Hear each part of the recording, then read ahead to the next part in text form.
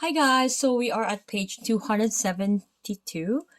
We're still featuring Trail Guide to the Body, and we are still at the head, face, and neck, and we are going to be featuring the continuation of other features and structures, okay, of the head, face, and neck. Okay, so we are going to be looking at the image 5.127 here, whereas it's a lateral view showing branches off of the facial nerve, okay?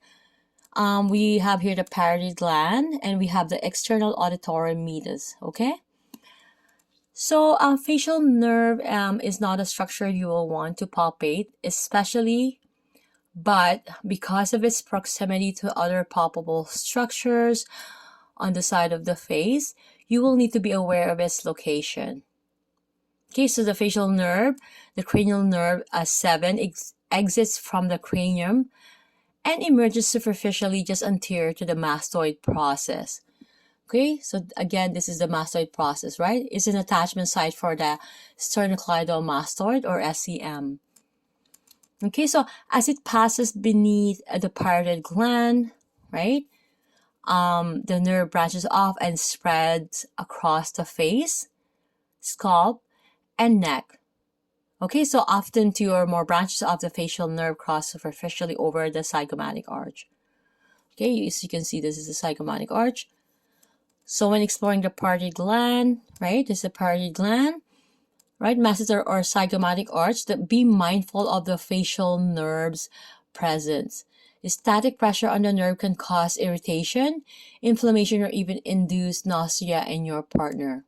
Okay, so again, guys, as a therapist, we have to make sure that we are causing no harm to our client or our partner, okay? We're moving on to the vertebral artery. And this is very, very crucial. This is very important, and it needs to be 100% noted. Okay, so looking at the image here, 5.128, anterior view of the neck and head. So we have the vertebral artery here, and we have the TBPs of the cervical vertebrae. Okay, again, this is the anterior view, which is the frontal view. Okay. So a vertebral artery, the vertebral artery branches off the subclavian artery and supplies blood to the brain. Again, it supplies blood to the brain and spinal cord. Okay. Again, it's the nervous system. It's the central nervous system, right? The brain and the spinal cord. It ascends the neck through the transverse foramen of C6 to C1 before passing through the foramen magnum of the occiput. Okay, it is inaccessible, of course, but a vital structure to be aware when palpating or passively moving the head and neck. Okay, so we're gonna have to be really careful when we are treating or even palpating, even as much as we can. We need to make sure that the structures, the muscle will pull your hand. Very gentle. Let the healing happens. Let the muscle pulls you or any of the structures. Okay, so we're proceeding to the parotid gland and the duct or the submandibular gland. Okay, so there are three salivary glands in the neck and face. So the parotid, the submandibular, and the sublingual. All are accessible, but be aware that palpation of the salivary glands can stimulate the production of saliva.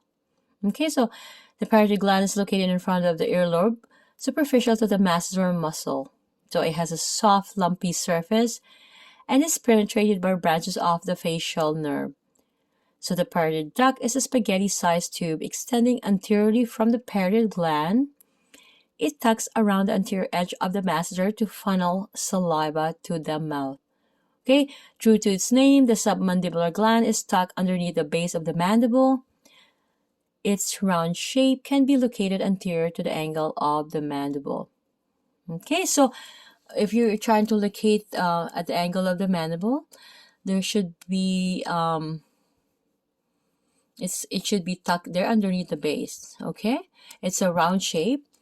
Okay, looking at the information here, so the fluff of tissue that hangs from the roof of the mouth, the soft palate, is called the uvula. It is designed to cover the nasal passages during swallowing. So when a person sleeps on her back with her mouth open, air passes the uvula and palate, causing these and other tissues to vibrate. So these, of course, produces a snore. So the loudest snore ever recorded was 69 decibels, frightening when you consider that a pneumatic drill produces 70 to 90 decibels. Okay, see you guys on page 273.